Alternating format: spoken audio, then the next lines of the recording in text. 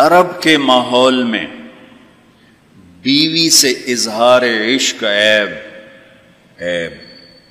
معشوق سے اظہار عشق فخر۔ میری بات سمجھ میں آ رہی؟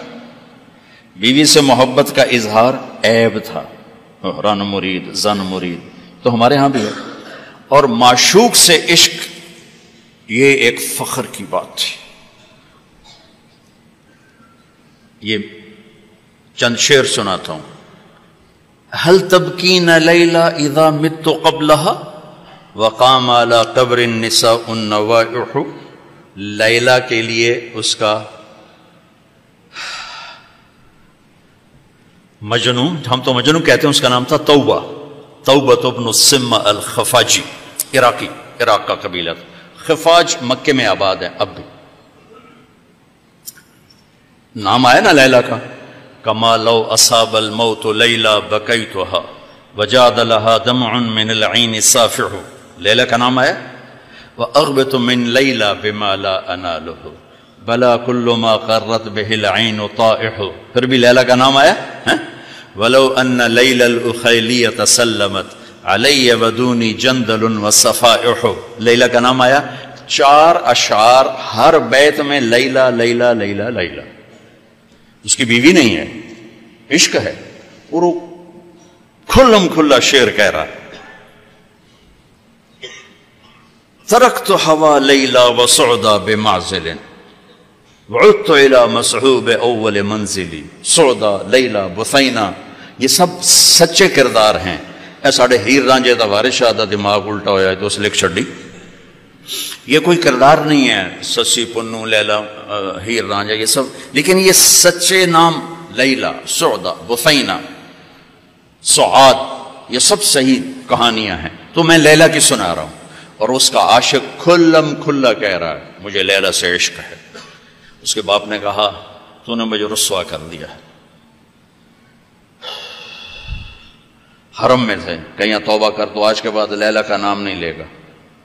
تو وہ شاعر بلیغ تھا، کہنے گا الہی تبت من کل المعاصی ولکن حب لیلا لا اتوب۔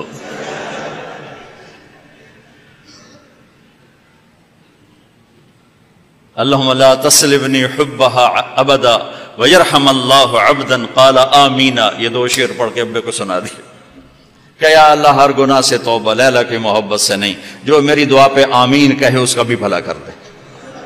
یہ میں نے آپ کو عرب کا ماحول بتایا۔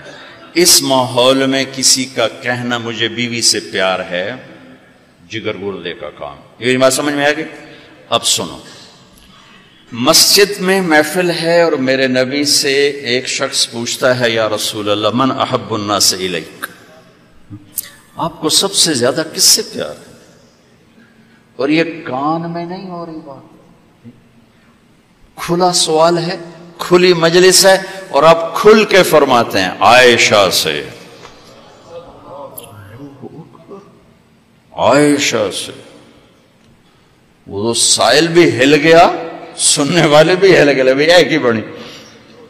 اس نے جلدی سے سوال بدلا، یا رسول اللہ میرا مطلب ہے کہ مردوں میں سے کون پیارا ہے؟ تو آپ نے نبض اس کی دیکھ لی، تو اب آپ نے کہنا تھا ابو بکر سے، تو آپ نے کہا عائشہ کے ابا سے، ابوہا عائشہ کے ابا سے۔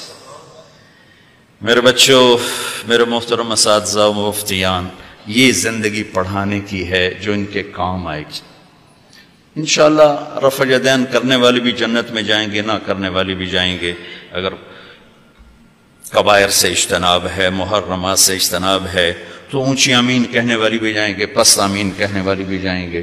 یہ تو مختلف ہی چیزوں میں جنت جہنم کا پھر معیار نہیں رہ جاتا، پھر اولا غیر اولا کا معیار رہ جاتا ہے۔ لیکن جو چیزیں میں آپ کو زندگی کی بتا رہا ہوں، ان پر جنت اور جہنم کے فیصلے ہونے والے ہیں۔ تو اپنے گھروں کو اگر آباد کرنا ہے تو اپنے نبی والے خوبصورت اخلاق اپناؤ، جس سے میرا گھر آباد ہوگا، آپ کے گھر آباد ہوں گے۔ ایک آیت سنا دیتا ہوں جس میں پوری زندگی موجود ہے۔ ہن لباس لکم وانتم لباس لہن، تمہاری بیوی تیرا لباس ہے۔ یہ اس سے تشبیہ ہے. آپ کا کیا خیال ہے؟ میں ابھی کپڑے بدل کر آیا ہوں، اس پر میں چائے گراؤں گا؟ خود سالن گراؤں گا؟ بلکہ وہ ضیافت میں جب کپڑے پہنے ہو نا دھلے ہوئے، تو ہم آستینیں چڑھا کے کھانا کھاتے ہیں کہ کہیں آستین سالن میں نہ ڈوب جائے. سامنے ہم کوئی رومال رکھتے ہیں کہ اس پر کوئی سالن کا قطرہ نہ گر جائے، کوئی چائے نہ گر جائے، کوئی داغ لگے تو فوراً دھوتے ہیں. کبھی دیکھا کسی نے اپنا کرتا پھاڑنا شروع کر دیا ہو؟ میں قربان جاؤں، قرآن کیا کلام ہے. ایک لفظ میں پوری زندگی سمجھا دی کہ جتنا لباس کو بچاتے ہو اتنے اس رشتے کو بچا لو تو زندگی آباد ہو جائے گی. ہن لباس لکم وانتم لباس لہن. اللہ عورتوں سے بھی کہہ رہا ہے کہ تیرا خامن تیرا لباس ہے، اور ہمیں کہہ رہا ہے تیری بیوی تیرا لباس ہے. دونوں کو اللہ نے سمجھا دیا کہ جتنا لباس کی حفاظت کرتے ہو اتنا اس رشتے کی حفاظت کر لو تو گھر آباد ہو جائے. غریب کا بھی مالدار کا بھی. گھروں کی آبادی کا تعلق نہ علم سے ہے، نہ فتوے سے ہے، نہ پیسے سے ہے، نہ فقر سے ہے. گھروں کی آبادی میٹھے بول سے ہے، اچھے اخلاق سے، محبت سے، اظہار محبت سے. ڈاکٹر عبدالحی رحمۃ اللہ علیہ کی پڑھ رہا تھا میں واقعات، تو اس میں انہوں نے خود ہی اپنا ایک واقعہ ارشاد فرمایا کہ میں اپنے ایک مرید کے گھر گیا کھانا کھانے، تو کھانا بہت بڑھیا تھا. تو فرمایا کہ کس نے کھانا بنایا؟ کہا جی بیگم نے. کہا بلاؤ. بلا کر کہا بیٹی آپ نے کھانا بہت اچھا بنایا تھا، آپ کا شکر گزار ہوں. تو اس نے رونا شروع کر دی. تو ڈاکٹر صاحب رحمۃ اللہ علیہ فرمانے لگے بیٹی رونے کی کیا بات ہے؟ کہا حضرت آپ کے مرید کے پاس 30 سال ہو گئے، ایک دفعہ کبھی اس نے نہیں کہا تو نے کھانا اچھا بنا. بھائیو حوصلہ افزائی کرو، تعریف کرو. دیکھو خوشامد حرام ہے، تعریف تو حق ہے. وہ جو آتا نا اس کے منہ میں مٹی ڈالو، اس سے مراد تعریف نہیں خوشامد. میں بڑے اشکال میں رہتا تھا کہ حوصلہ افزائی تو حق ہے، اور یہ آ رہا ہے کہ جو تعریف کرو اس کو منہ میں مٹی ڈالو. تعریف تو حوصلہ افزائی ہوتی ہے. پھر ابن ماجہ پڑھاتے ہوئے میرے سارے سوال حل ہو گئے. یا معاذ ایاک والتمادع فانہ الذبح. معاذ خوشامد سے بچنا، یہ ذبح کر دینا ہے. یہ جہاں جہاں یہ لفظ آتا ہے تعریف کرے منہ میں مٹی ڈالو، خوشامد خوشامد خوشامد. تعریف تو میرے نبی تعریف کر رہے، اپنے صحابہ کی کتنی تعریف فرما رہے، موقع موقع پر ان کی تعریف فرما رہے ہیں. تو اپنے رشتوں میں اپنے رشتوں کو پانی لگاؤ، میٹھے بول کے ساتھ تعریف کرو. کھانا بنا دو کیا اچھا بنایا ہے، لباس پہنا کیا خوبصورت لگ رہا ہے. ماں کی تعریف کرو، باپ کی تعریف کرو، استاد کی کرو، استاد شاگرد کی کرے. اس سے حوصلہ بڑھتا ہے. خوشامد حرام ہے، تعریف میرا حق ہے، آپ کا حق ہے. میں آپ کی کوئی تحریر دیکھوں، آپ کا کوئی تقریر دیکھوں، آپ کی کوئی چیز دیکھوں تو میرے ذمہ ہے کہ میں آپ کی حوصلہ افزائی کروں. تو رشتوں کو پانی پلانے کے لیے حوصلہ افزائی، تعریف، کمیوں سے درگزر، اس سے میرے عزیزوں گھر آباد ہوتے ہیں. وہ عالم کا گھر ہو، مفتی کا گھر ہو، یا کسی ان پڑھ کا گھر ہو. گھروں کی یہ شکل و صورت 4 دن کا کھیل ہوتا ہے، پھر کشش ختم ہو جاتی ہے. لیکن حسن سلوک، حسن اخلاق ایسا حسن ہے جو ہمیشہ چڑھتے سورج کی طرح چڑھتا ہے، کبھی ڈھلتا نہیں. سورج تو نصف النہار پہ آ کے ڈھل جاتا ہے، اخلاق کا سورج موسم نہیں ڈھلتا ہے، یہ چڑھتا جاتا ہے چڑھتا جاتا ہے.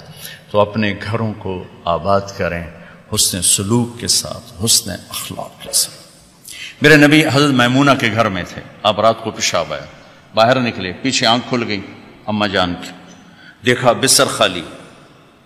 چکر دے دیا ان کو سوکن پنے نے. کہنے لگی اچھا میری باری میں مجھے چھوڑ کر دوسری بیوی کے پاس چلے گئے. وہ سوکن پن کنڈی لگا دی. اللہ کے نبی آئے، دروازہ بند. آپ نے دستک دی، میمونہ دروازہ کھولو. کہا میں تو نہیں کھولتی. آپ نے کہا کیوں؟ کہا مجھے چھوڑ کے دوسری بیوی کے پاس چلے گئے. کہا اللہ کی بندی انی حاقن، حاقن کہتے ہیں زور سے پیشاب آیا. کہا مجھے پیشاب آیا تھا بڑے زور کا. کہا کوئی پیشاب نہیں، مجھے پتا ہے آپ کہاں گئے ہیں. وہ حضرت عائشہ پیشاب ہو رہا تھا. تو آپ نے کہا اب میمونہ انا رسول اللہ، میں اللہ کا رسول ہوں، صرف تیرا خاوند نہیں ہوں، میں کیسے خیانت کر سکتا ہوں؟ پھر ان کو کرنٹ لگا، ہوئی پہلے وہ سوکن پن آئے گا تھا، سوکن، کن کسے کہتے ہیں؟ لوہے کو تیز کرتے ہوئے، دھار بناتے ہوئے جو چھوٹے چھوٹے ذرات اڑتے ہیں نا، ذرات، اس کو کن کہتے ہیں۔ آنکھ میں پڑ جائے نا تو آنکھ آدمی تڑپ جاتا ہے، تو جس کی آنکھ میں 100 ذرے پڑ جائیں اس کا کیا حال ہوگا؟